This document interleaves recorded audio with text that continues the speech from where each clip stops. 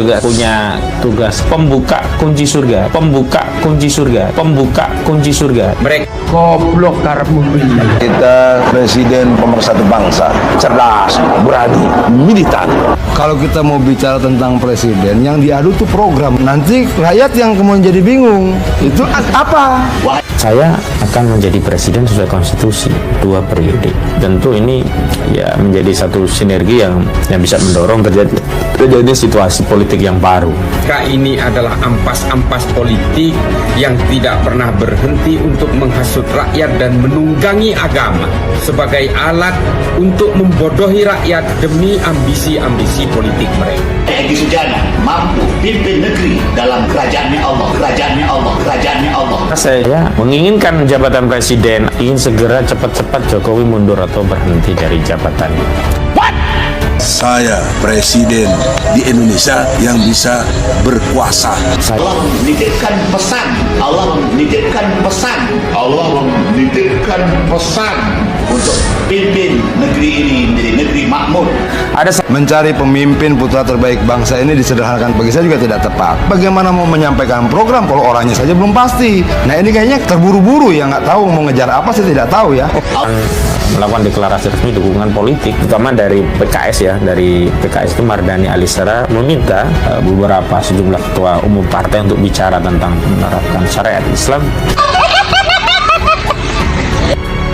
Bohong tingkat dewa, Egy Sujana dan Kozhinuddin punya kunci surga, wakil Allah jadi presiden. Ini lain, orangnya keluar-keluar.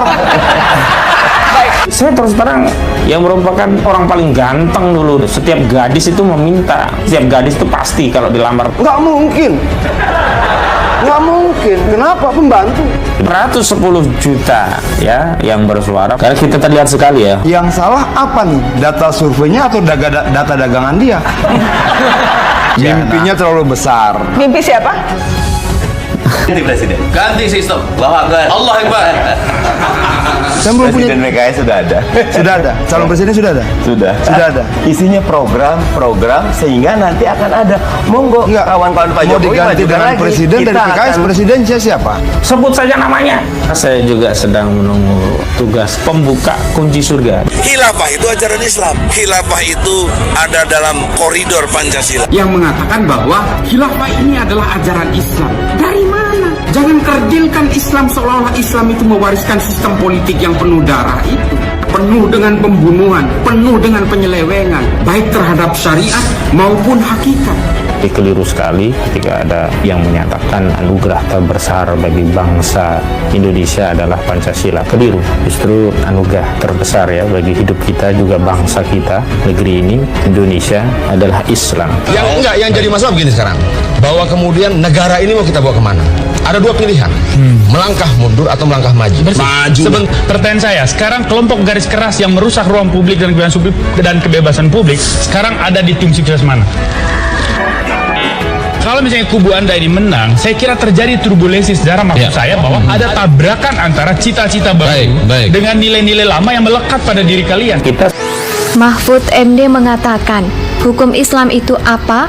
Itu kadangkala orang tidak mengerti. Saya khawatir juga jangan-jangan pakai gitu tidak ngerti. Bedanya syariat hukum fikih, konon dan sebagainya itu di dalam ilmu ukur itu beda-beda.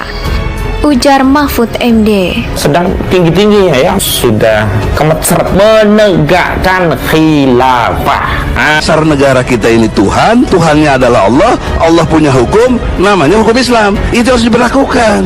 Ini perdebatan tentang hukum Islam itu apa itu kadang-kala orang tidak ngerti. Saya khawatir juga, jangan-jangan Pak Egy itu tidak ngerti bedanya syariat, hukum, fikih, konon dan sebagainya. Itu di dalam ilmu hukum itu beda-beda. Kalau benar Anda menemukan satu sistem yang diajarkan secara persis oleh Al-Quran, Al-Hadis, tentang khilafah, saya jadi pengikutnya, saya akan mengkampanyekannya. Tapi pasti itu tidak ada, karena saya sudah berkeliling pesantren, berkeliling perguruan tinggi. Saya tanya mana sih dalilnya? Tidak ada. Substansi ajaran dari Pancasila yang pertama, ketuhanan Maha Esa, itu sangat jelas sesuai dengan tauhid dari ajaran Islam. Karena Kristen Trinitas, Hindu Trimurti, Buddha sepengetahuan saya tidak punya konsep Tuhan. Tidak ada ajaran selain Islam, ingat ya, garis bawahi, selain Islam yang sesuai dengan Pancasila. Selain Islam bertentangan, selain Islam bertentangan. Pancasila adalah sesuatu yang orang gunakan untuk melihat dunia. Maka inilah the way of life. Ini adalah filosofi kita, dasar kita untuk melihat, mendefinisikan, memaknai hidup. Jadi karena dia adalah dasar, maka kita menerapkan hidup ini dengan Pancasila. Siapa yang mengganggu Pancasila, yang mengganggu kita semua. Si ajaran-ajaran lain yang selain Islam bertentangan dengan sila pertama. Maka saya sudah ingatkan tadi, maka hukum berlaku, berkekuatan hukum tetap dan mengikat, maka konsekuensi hukumnya ajaran selain Islam harus dibubarkan. Ajaran selain Islam harus dibubarkan. Negara Pancasila ini sudah final, tidak boleh dibicarakan lagi. Kalau itu ada ormas yang seperti itu, ya kita gebuk. Sudah jelas itu, jangan ditanyakan lagi.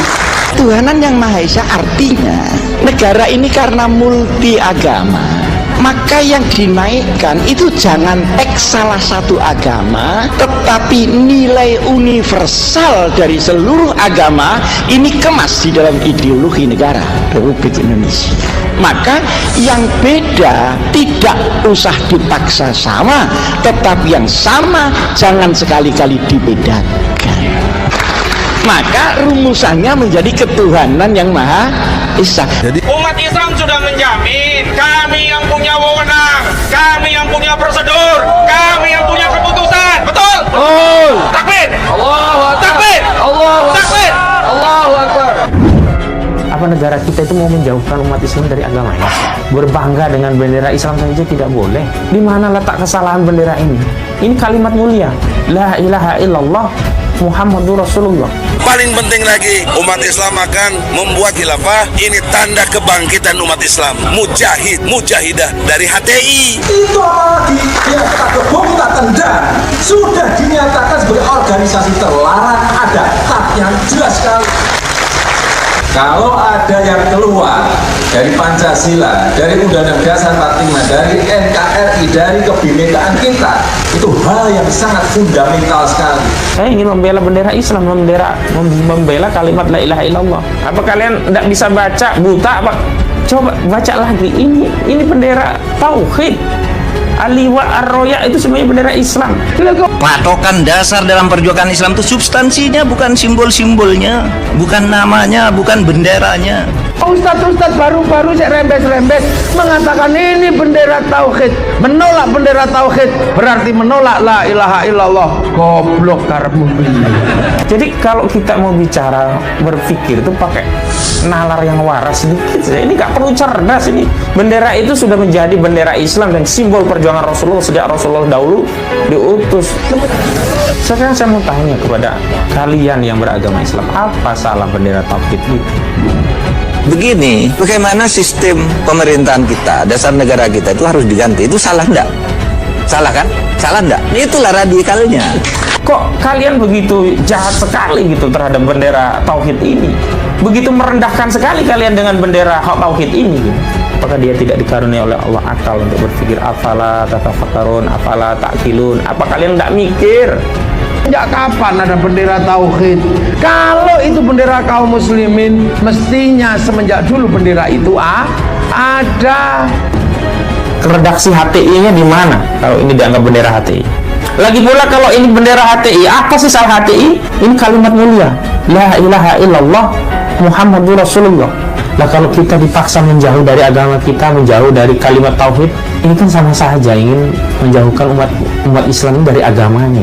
Saya menolak bendera la ilaha illallah, tapi tidak anti la ilaha illallah. Walaupun saya tidak mau dengan bendera tauhid la ilaha illallah, kalau tahlilan tetap pakai la ilaha illallah. Nah itu, ini bendera Islam. Begitu dikibarkan di Saudi, tangkap polisi, baru lo iya bukan bendera tauhid, itu bendera Hizbut Tahrir.